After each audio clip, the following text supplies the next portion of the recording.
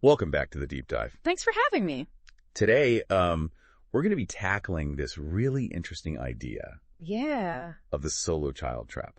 So we're diving deep today into the book, The Solo Child Trap, Debunking the Myth of Easy Wealth. Okay. And we're going to be looking at the first 10 chapters of this book. Sounds good. And, it's this popular idea out there, fewer kids, Right. fewer expenses, Yep. faster track to financial freedom. Yeah. But is it really that simple? That's the question, right? I'm really curious to kind of unpack this with you. Me too.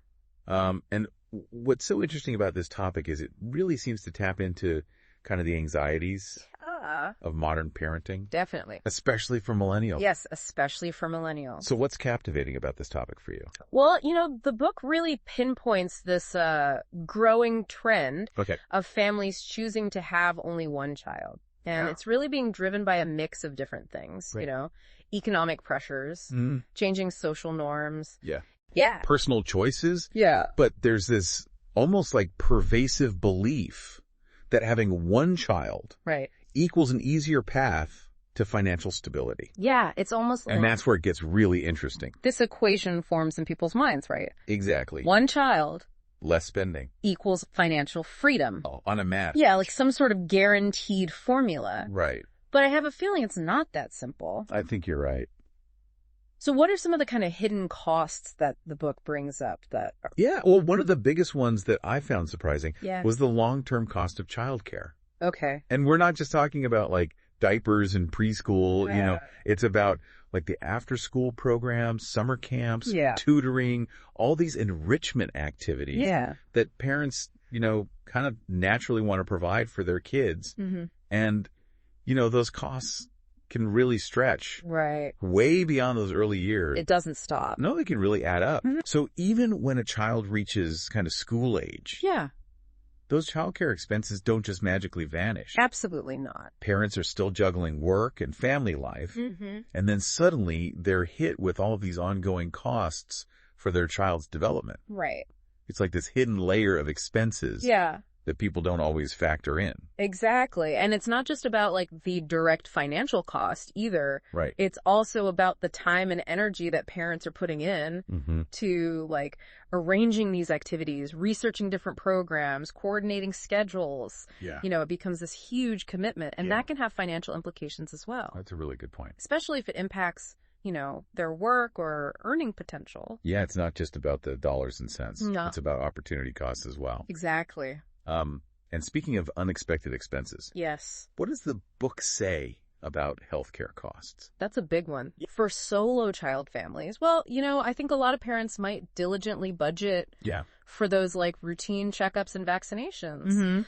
But the reality is that medical emergencies, specialized care, or, even therapy can lead to some pretty significant out-of-pocket expenses. Yeah. In fact, the book actually cites a study showing that, on average, families with one child actually faced higher unexpected healthcare costs. Wow, that's really surprising. Than families with two or more. I would have assumed that more kids... Right. You think it would be the opposite? Would automatically mean more doctor's visits, more expenses. Right. But it sounds like solo child families might actually be more vulnerable to those unforeseen healthcare costs. Yeah, I mean, it kind of makes sense when you think about it, like spreading the risk. Okay. Okay. With multiple kids, there's a chance that some might be healthier than others, so it kind of balances out. Right. But with a solo child... all those costs are concentrated. It's all on that one person. Wow, that's a fascinating perspective. Yeah. It's like we're really seeing this misconception unravel right before our eyes. I think so. It's not just about the number of children. It's more complicated. It's about these complex factors that influence the overall financial picture. Absolutely. And this misconception kind of extends to education expenses as well. Oh, for sure. So let's talk about education. Okay. Does having one child actually make a difference there? Well, a lot of parents believe that they can kind of like pour all their resources into giving their solo child like the very best education, leading to, future success and all that. But those costs associated with private schooling, tutoring, enrichment programs, extracurriculars, it all adds up. Can quickly, rival or even exceed what families with multiple children might spend. So it's almost like that concentrated investment approach might actually backfire financially. Yeah, it definitely can. Especially when you factor in kind of those social pressures, you know? Parents of solo children often feel, this added pressure to provide every opportunity. Yeah. And, a lot of that's influenced by comparisons with, their friends and just societal expectations in general. So they might overspend on things like travel or, competitive sports, elaborate birthday parties, all those experiences that are, meant to ensure this like well-rounded childhood. Yeah. But those costs, they can add up really quickly. So it's almost like this pressure to provide like the best of everything. Yes. Can actually lead to higher spending overall. It's counterintuitive. Even if there's just one child. Uh-huh. Like the desire to create these perfect childhood experiences ends up kind of contradicting the financial goals. Exactly. And this pressure isn't even limited to just like tangible things. Right. The book also discusses kind of those emotional and social costs. That's an important point. Which often, translate into financial decisions as well. For sure. So parents might end up investing in activities or therapy to support their child's emotional well-being, particularly if they're concerned about, socialization and those things. Right. That's a dimension I hadn't really fully considered before. A big one. We often overlook how those emotional and social aspects of raising a child can actually have this direct impact on financial choices. Yeah, for sure. It reinforces this idea that the solo child trap isn't just about tangible expenses. It's more than that. It's about this really intricate web of factors that influence how parents spend and prioritize. That's a great way to put it. So for those listening who might be considering having just one child, what's the most important message they should take away from this part of our deep dive? I think it's really about approaching the decision with a realistic and informed perspective. It's not about being afraid to have one child. It's just you need to go in with your eyes open. Yeah. Financial freedom. It's not a guaranteed outcome of having one child. Right. It's a goal that demands careful planning. Right. No matter how many kids you have. That's a really good point. Yeah. It's about recognizing that having a solo child isn't like a magic shortcut. It's not a shortcut. To financial stability. You still have to plan. And it brings us to kind of the importance of understanding the social and emotional implications of raising a solo child, which, as we've touched upon, can significantly impact, those financial decisions. Big time. I'm really interested to explore that further. Yeah, me too. So the book highlights the role of socialization. Right. In a child's development, especially for those without siblings. It's crucial. So what are some key takeaways there? Well, one of the common, beliefs out there is that having a solo child means like a more manageable family life. Right. Less chaos. Less chaos. Yeah. Easier financial management. But that overlooks, the crucial role of socialization. Right. Only children might have fewer opportunities, for spontaneous social interaction, conflict resolution, compared to those with siblings. That makes sense. They don't have that built-in playmate. Right. It's that constant source of interaction that siblings just naturally provide. Yeah. So that's where parents kind of need to be proactive. They do. They need to actively seek out those environments that foster social interaction for their solo child. For sure. So what are some examples of those environments? I mean, think about things like playgroups, sports teams, community events, anything that gives them a chance to interact with other kids their own age. This is so important for developing those social skills. Emotional resilience. Even understanding those financial concepts through play. Oh, interesting. Like sharing, taking turns, negotiating. I love that you mentioned financial concepts. Yeah. It's not just about having friends. It's also about building those essential life skills. Sure. That translate into how they manage resources. Absolutely. And interact in a financial context later on in life. Exactly. So those experiences where children learn to negotiate, share, work as part of a team are so valuable. Yeah. And often overlooked. I think so. It highlights how these early social interactions can have a ripple effect on their financial literacy. Right. Down the line. It all starts early. Right. Those early interactions are so important. This is all so insightful. It seems like the social aspect of raising a solo child is something that parents really need to They need to think about it. Carefully consider, and plan for. For sure. And it doesn't have to be about structured activities all the time either. Right. There are other ways. Parents can encourage socialization by involving their kid in, group activities, collaborative projects at home, inviting friends over for play dates. Yeah. Really fostering that sense of community in their everyday lives. And it doesn't have to be expensive. That's a good point. There are a lot of affordable ways to give kids those experiences. Yeah. It's just about being mindful and creative. Right. So while we're kind of debunking this myth of the solo child trap, we're also uncovering these really valuable insights into how to approach parenting a solo child with intention and awareness. With your eyes open. Yeah. And I think that leads us to another important consideration, which is the emotional well-being of a solo child. Okay, let's delve into that. All right. There are a lot of stereotypes out there. Oh, yeah, a lot of stereotypes. About only children. So many. Right. So what does the research actually say? Well, there's this common misconception that only children are spoiled, lonely, lacking in social skills. But the research actually shows a more kind of nuanced picture. So what does the research say about the emotional landscape of a solo child? Studies have shown that a lot of times they actually develop strong emotional intelligence and social skills. Interesting. They often have, close bonds with their parents, receive that focused attention that can lead to a really secure attachment and strong communication skills. So while they might not have siblings, they can still develop those strong emotional bonds and learn to communicate effectively within their family unit. Absolutely. But it's also important to acknowledge that this close bond, it's not all rosy, can create its own set of challenges. It can. So what are some of those challenges? Well, for one, only children might feel this heightened pressure to succeed. Oh, okay. Especially if they're, the sole focus of their parents' hopes and dreams. So they might feel the weight of their parents' expectations on their shoulders. Yeah, even if it's not explicitly stated. Even if it's not being said. It's sad. And this pressure, combined with kind of the increased parental involvement, can sometimes lead to a sense of overprotection or lack of independence. Right. It's a tough balance. It's like that fine line between being supportive and kind of inadvertently stifling their growth. It is.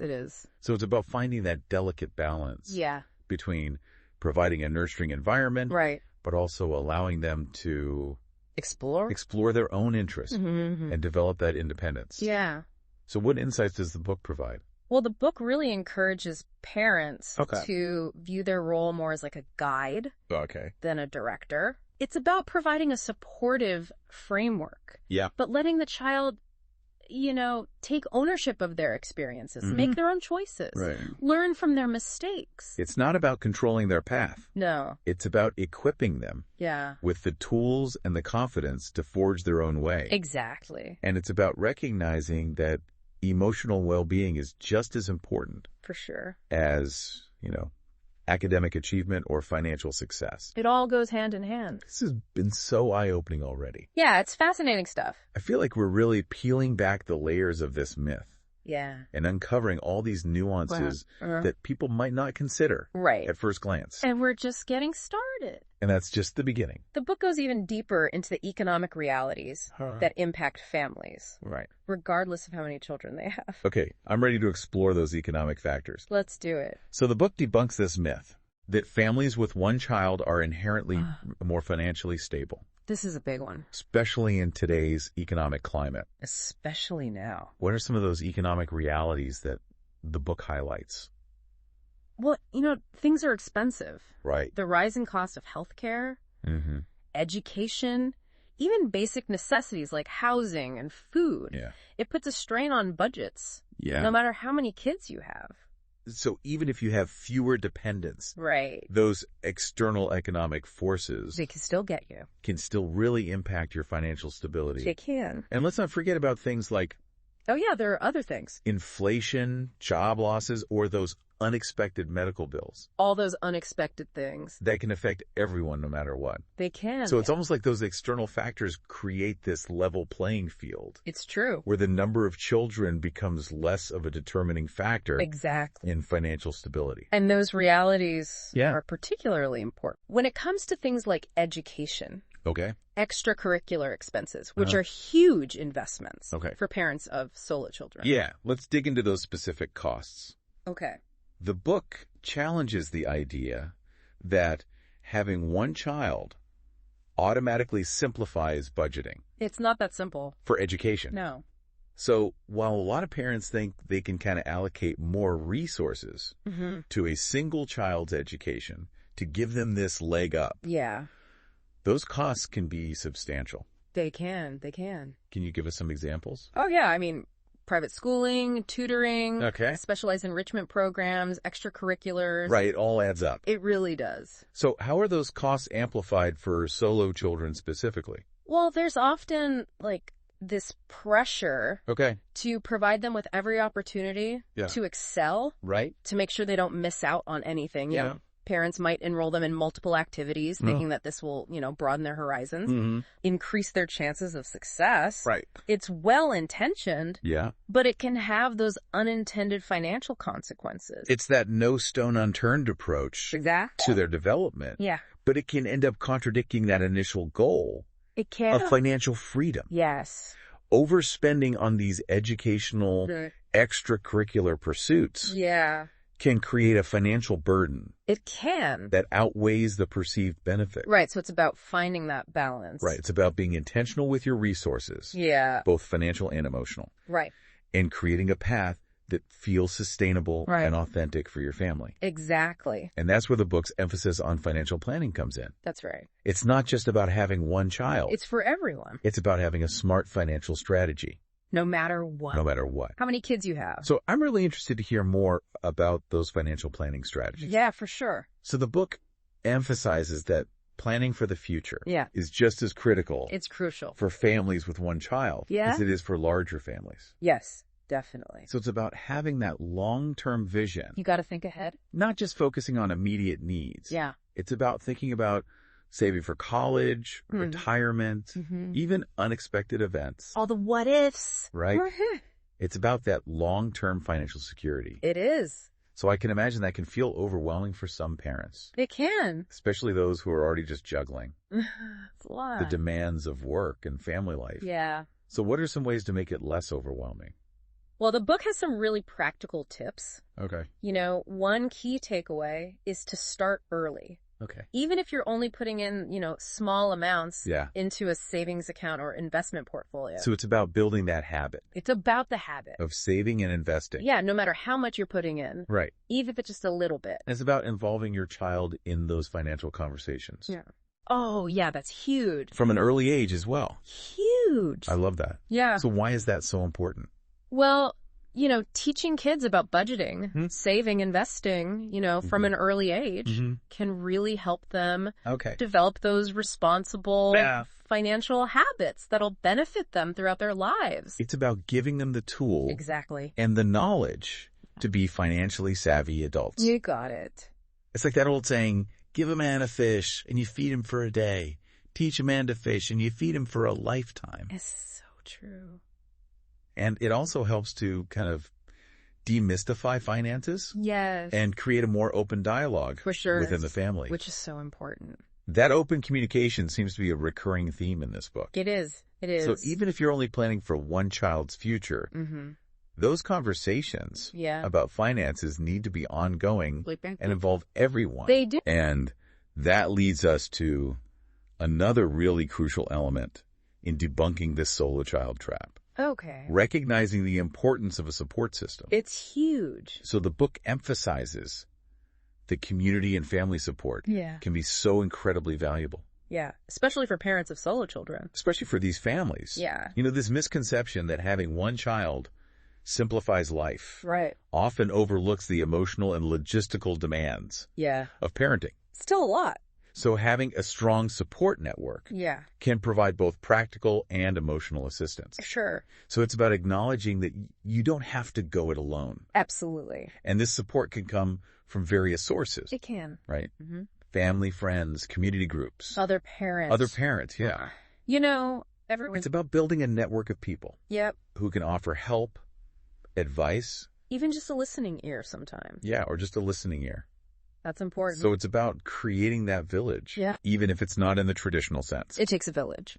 And this support network can play a really significant role. It does. In alleviating both financial and emotional stress. It can. Which are often so intertwined. Yeah, absolutely. So how can a support system specifically help with financial challenges? Well, I think first we have to recognize that the financial landscape for solo parent households can be kind of deceptive. Okay, so what do you mean by that? Well, on the surface, it might seem like they have fewer expenses. Because there's only one kid. Right. But they often face these unique challenges. They might not have the same, economies of scale that larger families enjoy. They might not have as many opportunities for, shared resources or cost-saving measures. So they're not necessarily saving as much as people assume. No, not necessarily. And that's where the support network can really be invaluable. It can be. Family members can offer help with childcare, transportation, or even financial advice. Friends can provide that emotional support and a sense of community. Community groups can connect parents with resources and opportunities for those shared experiences. It's about creating a web of support to address those unique challenges that solo parent households that they often face. And these support systems can also provide opportunities for social interaction and emotional development for the child. Exactly, for the kids too. Which we've discussed are so crucial. It sounds like a win-win situation. I think it is. The parents get the support they need. The child benefits from those social and emotional connections. It's important to remember that building a support system takes time and effort. It does. It's about actively engaging with your community. Seeking out those connections, nurturing those relationships. So it's not just about having people in your life. It's more than that. It's about cultivating those meaningful connections. Those are the ones that matter. That can provide that support and enrichment. Exactly. And those connections can be a source of strength and resilience. They can. Both financially and emotionally. For sure. Recognizing the importance of a support system feels like such a crucial step. It is. In debunking the solo child trap. And creating a more holistic, fulfilling family life. Absolutely. This has been such a rich and insightful conversation so far. I've enjoyed it. I'm already starting to rethink my own assumptions about this whole solo child trap idea. That's great. And there's so much more to explore. There is. The book goes on to highlight real-life examples of families. Oh, yeah, those are great. Who've successfully navigated this solo child landscape. And they offer these valuable insights into alternative paths. To financial stability and well-being. So important. I'm so curious to hear about those examples. I'm happy to share. In the next part of our deep dive, let's explore those success stories. And see what we can learn from their experiences. I'm ready. I'm happy to share some of these inspiring stories. The book features families who've achieved both financial stability and happiness with one child. And it really reinforces that it's not like an automatic path to wealth, but it's a journey. It involves mindful choices, adaptability. That's what I'm really eager to understand. How have these families kind of approached things differently? What are their secrets to success? Let's dive into some specific examples.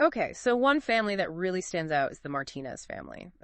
They decided early on to prioritize experiences over material possessions for their daughter, Sophia. So instead of showering her with toys or gadgets, they focused on creating memories, broadening her horizons. Exactly. They invested a lot in travel. Exposing Sophia to different cultures, ways of life. And they really prioritized educational opportunities.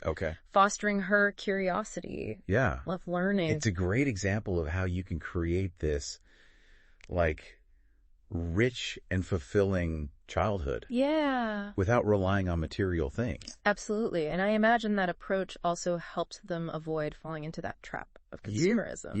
Which can be such a drain on finance. Huge drain. Right. Yeah, absolutely. So by focusing on experiences, The Martinez family kind of sidestepped that pressure. Okay. To constantly buy the latest gadgets or keep up with the Joneses. Right. And through careful budgeting and prioritizing, they maintained a comfortable lifestyle. Okay. But also instilled those values of resourcefulness and gratitude in Sophia. That's a powerful lesson for all parents. It is. No matter how many kids they have.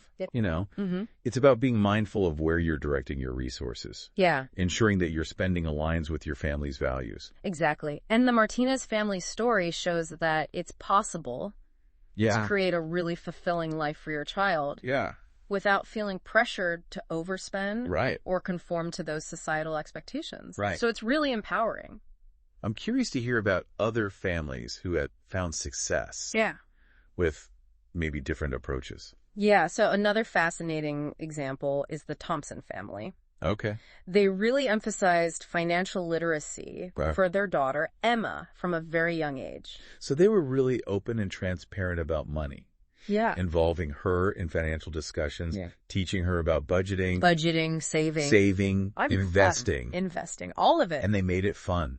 They did. They made it engaging. I love that. Right. They incorporated financial concepts into everyday life. Oh, how did they do that? Like letting Emma help with grocery shopping. Or budgeting for family outing. Okay, yeah. They even gave her a small allowance. Okay. And encouraged her to save for things she wanted, teaching her the value of delayed gratification. That's fantastic. Yeah, it's awesome. I love how they empowered her to be financially responsible. Yes. From such a young age. Absolutely. And it really paid off. So did this approach have a positive impact on Emma as she grew up? It really did. Yeah. Emma grew into a very financially savvy adult. Okay. Who made really informed decisions about her education, career, investments. Yeah. She avoided those common financial pitfalls like overspending and debt.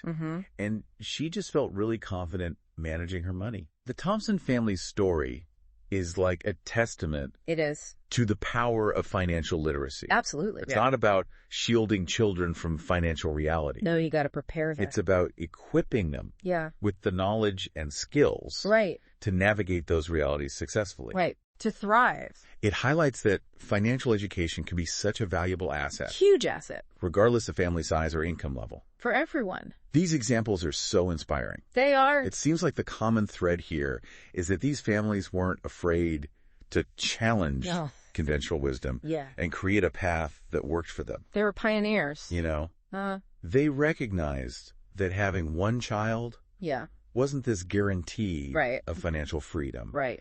But it provided unique opportunities for intentional planning. For sure. Prioritizing a life aligned with their values. And they proved that success doesn't just come from, one specific family structure. So it's about embracing diverse family structures. Yes. Acknowledging that there's no one-size-fits-all approach to family and finances. Exactly. And that leads us to the book's exploration of families with multiple children and the misconceptions that they often face.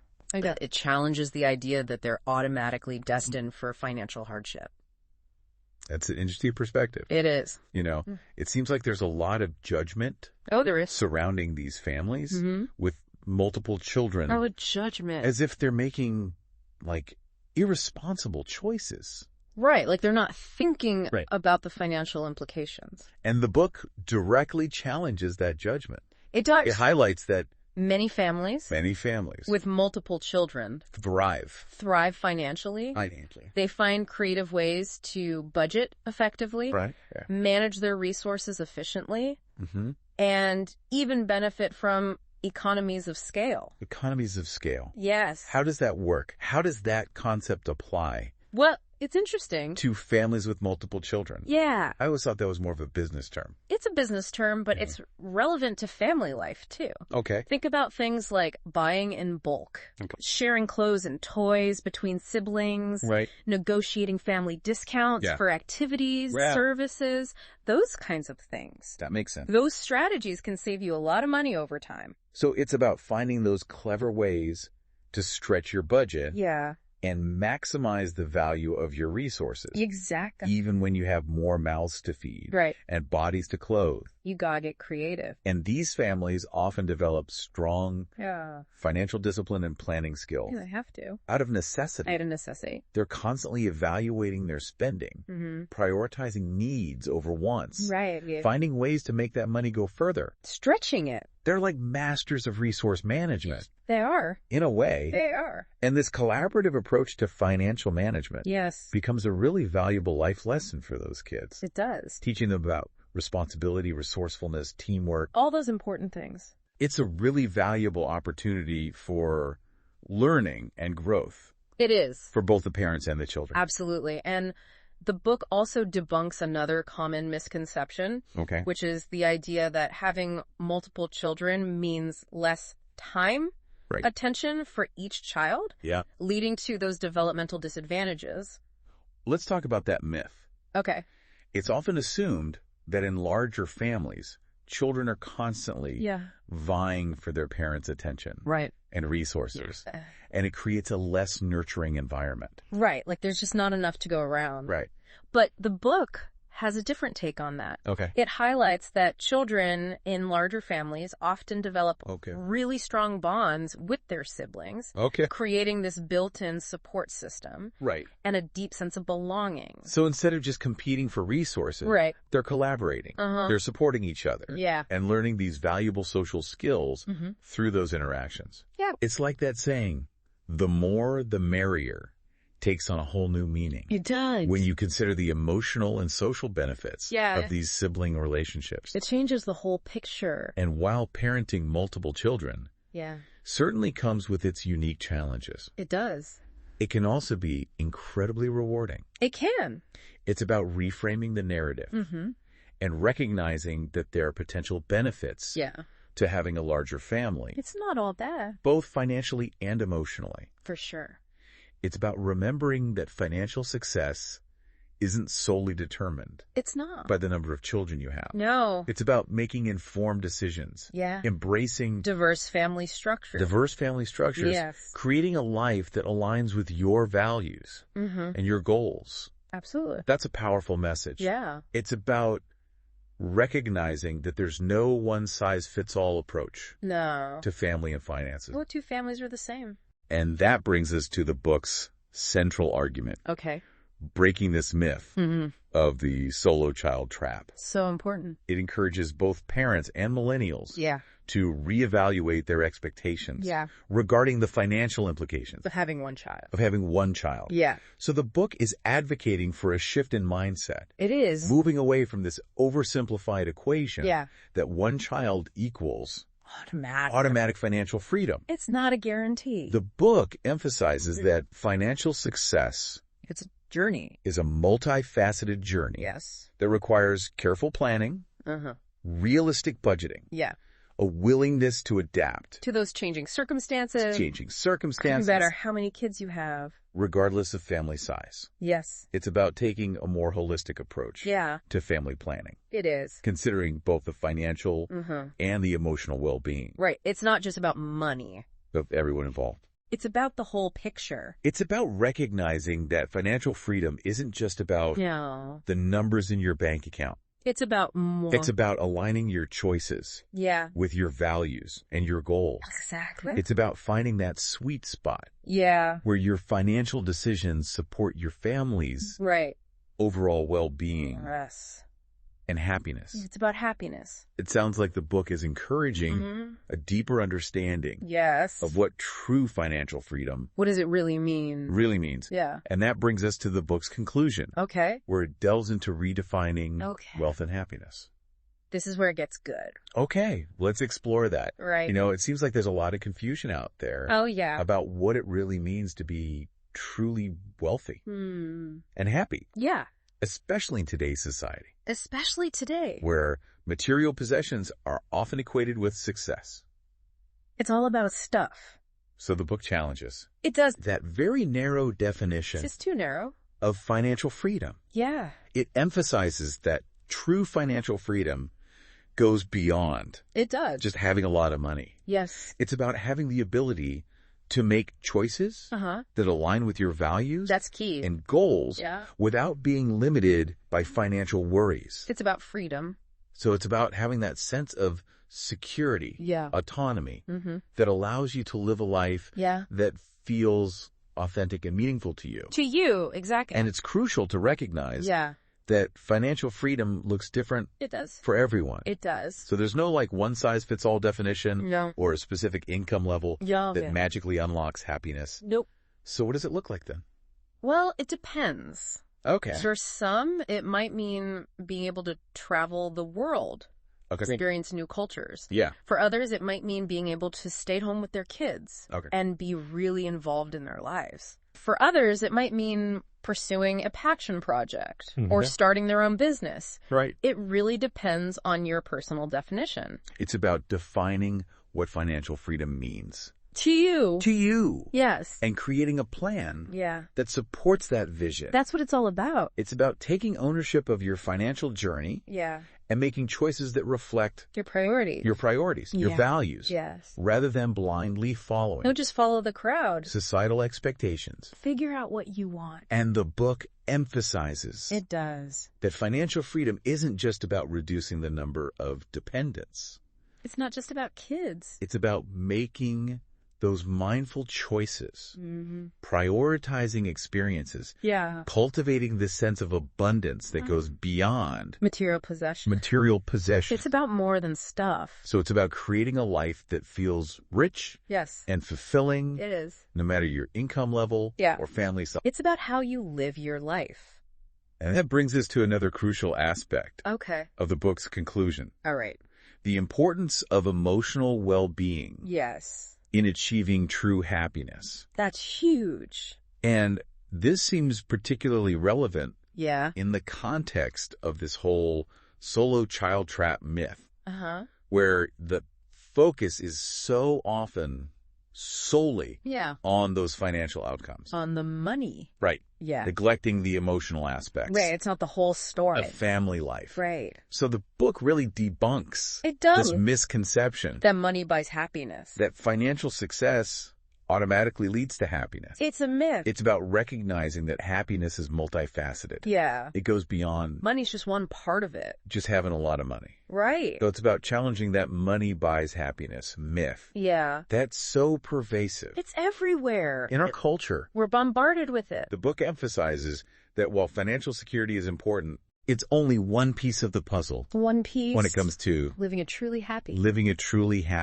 and fulfilling life. Yeah. So what are some of the other pieces of that puzzle? Okay, well, the book highlights the importance of things like strong relationships, a sense of purpose, good physical and mental health. You know, it's about having this holistic view of well-being. It's not just one thing. No, it's about all these different elements. Exactly. So it's about finding that balance between financial stability and emotional fulfillment. It's about both. Recognizing that one doesn't necessarily guarantee the other. That's right.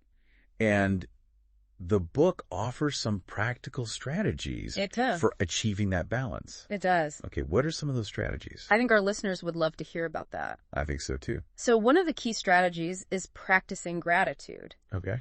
The book emphasizes that focusing on what you have rather than what you lack can really shift your perspective. Okay. And increase your overall happiness. So it's about appreciating the abundance in your life. Yes. Even if it doesn't look like traditional wealth or material possessions. Exactly. It's about finding joy in the simple things. Yes. Those everyday moments that often go unnoticed. In little things. I love that. Yeah. It's about shifting your focus from what you don't have to what you do have. That's the key. And finding contentment in the present moment. Exactly. Another strategy the book highlights is prioritizing experiences over material possessions. Yeah. We've talked about this. And that's something we touched upon earlier. Yes. With the example of the Martinez family. Right. It's about creating memories, building relationships, rather than accumulating things. It's about experiences. And the book emphasizes that experiences tend to provide more lasting happiness than material possessions. They do. They shape who we are. They strengthen our relationships. They broaden our perspective. So it's about investing in those experiences that create meaning and connection. Exactly. Whether it's traveling to a new country, that's a good one. Learning a new skill, or just spending quality time with loved ones. Those are the best. And those experiences don't have to be expensive. No, they don't. They can be as simple as cooking a meal together. Yeah. As a family, going for a hike in nature. Those are great. Attending a local community event. Exactly. It's about finding joy. Yeah. And connection in those everyday moments. That's what it's all about. So it's about shifting our focus. Yeah. From what we're lacking. To what we have. To what we already have. Exactly. Finding happiness in the present moment. Yes. Regardless of our financial status. You got it. And the book emphasizes. It does. That this shift in perspective can be so liberating. It can be. Both financially and emotionally. It frees us from this constant pressure to acquire more. Yes. And allows us to appreciate the abundance that already surrounds us. That's a good way to put it. That's a really powerful message. It is. It's about recognizing that true wealth goes beyond just money. It does. It encompasses our relationships, our experiences, and our overall well-being. It's about the whole picture. These are such valuable insights. They are. And I'm eager to hear more. Yeah. About the book's recommendations for creating a balanced life beyond wealth. Let's do it. I'm so ready to dive into those recommendations for creating a more balanced life. Okay. It seems like the book is encouraging us to shift our focus. Yeah. Away from this relentless pursuit of wealth. Right. And towards a more holistic view of what it means to live a good life. I think that's the heart of it.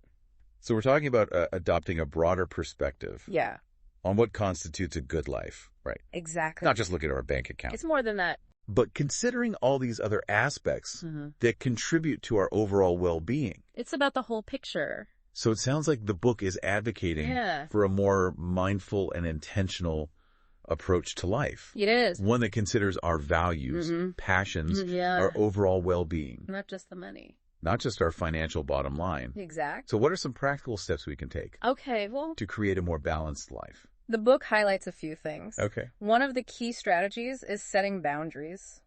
Okay. You know, in today's world, it's so easy to get caught up in the hustle and bustle. Yeah, always on. Always on, constantly going. Yeah. And we end up neglecting our own well-being. I think a lot of people can relate to that. Yeah. Feeling of being overwhelmed and overcommitted. For sure. Like we're constantly bombarded with messages. Right. Telling us to do more, be more, achieve more. It never ends. So that's why setting boundaries is so important. Boundaries are key. It's about creating those protective barriers. Yes. Around our time and energy so we can prioritize. Yeah. The things that really matter to us. The things that matter. Things that nourish our souls and bring us joy. Exactly. It's about saying no to the things that drain us. Yes. So we can say yes. To the good stuff. To the things that energize us. Right. And align with our values. That's the goal. And those boundaries might look different for everyone. Of course. Right. For some, it might mean limiting work hours. Okay. Or turning off their phone after a certain time in the evening. Makes sense. For others, it might mean being more selective about social commitments or carving out time for self-care. It's so important. It's about creating those boundaries that feel authentic and supportive of the life you want to create. That's the key. Another crucial strategy the book emphasizes is prioritizing self-care. We can't forget about self-care. This is something we've talked about. Yeah. And I think it's so important to reiterate. It's crucial. It's about making time for those activities. Yeah. That nourish our minds, our bodies, and our souls. The whole package. So it's about recognizing that self-care isn't selfish. It's not selfish at all. It's essential. It's essential. It's about replenishing our energy. Yeah. Reducing stress. Taking care of our overall well-being. So we can show up fully. For ourselves. For ourselves and for the people we love. And for others, exactly. It's like that saying, you can't pour from an empty cup. So true. We have to prioritize our own well-being. Yes. In order to be present and engaged in all areas of our lives. Absolutely. And the book offers so many different self-care strategies. There are so many options. From simple things. Yeah. Like getting enough sleep. Sleep is huge. Eating nourishing foods. Food is fuel. Moving our bodies regularly. Yeah. To more involved practices like meditation, yoga, spending time in nature. Whatever works for you. It's about finding what works for you. Yeah. And making it a non-negotiable part of your routine. Make it a priority. It's about treating ourselves with the same kindness and compassion that we extend to others. Absolutely. And the book also highlights the importance of cultivating strong relationships. Relationships are everything. And that's something that's come up throughout our deep dive. And it's just a beautiful reminder that we're not meant to go through life alone. We need each other. We need those supportive connections. We need those people who we can lean on, laugh with, celebrate life with. Exactly. And the book emphasizes that strong relationships are one of the most significant contributors to our overall happiness and well-being. They make life better. They provide a sense of belonging, connection, and support. And all of that is so essential for navigating life's challenges. It is. And celebrating its triumphs. For sure. So it's about investing in those relationships. Put in the effort. Making time for the people that matter most. Nurturing those connections with intention and care. Exactly. And these relationships don't have to be perfect. No, nobody's perfect. We all have flaws and imperfections. That's part of being human. But it's about finding those people who accept us for who we are. Yeah, those are the ones to support us through thick and thin. The ones who are there for you no matter what. And make us feel seen and valued. Exactly. It's about creating that circle of support where we can be our authentic selves without judgment or pretense. That's where you can truly thrive. And those authentic connections can bring a sense of meaning and purpose. They can. That goes way beyond the money, financial success, or material possessions. It's about something deeper. It's about recognizing that true wealth lies in the richness of our experiences, the strength of our connections, the fulfillment we find in living a life that feels aligned with our values. That's what it's all about.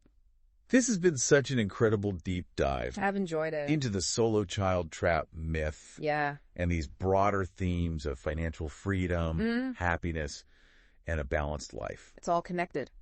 I feel like we've uncovered so many valuable insights. I think so too. And really challenged some deeply ingrained societal narratives. It's time to rethink those old narratives. So I think the key takeaway here is that true financial freedom is about making choices that align with our values and goals. Your values, your goals. It's not just about the number of children we have or the amount of money in our bank accounts. It's about more than that. It's about finding that balance between financial security, emotional well-being, strong relationships, and the sense of purpose. It's about the whole package. Thank you so much for joining me on this deep dive. It's been my pleasure. It's been a truly enlightening conversation. I agree. And to all our listeners, thank you for tuning in to the deep dive. Yeah, thanks for listening. We encourage you to continue questioning assumptions, exploring new perspectives, and creating a life that feels rich, meaningful, and aligned with your values. That's what it's all about. Until next time, keep diving deep. Keep learning.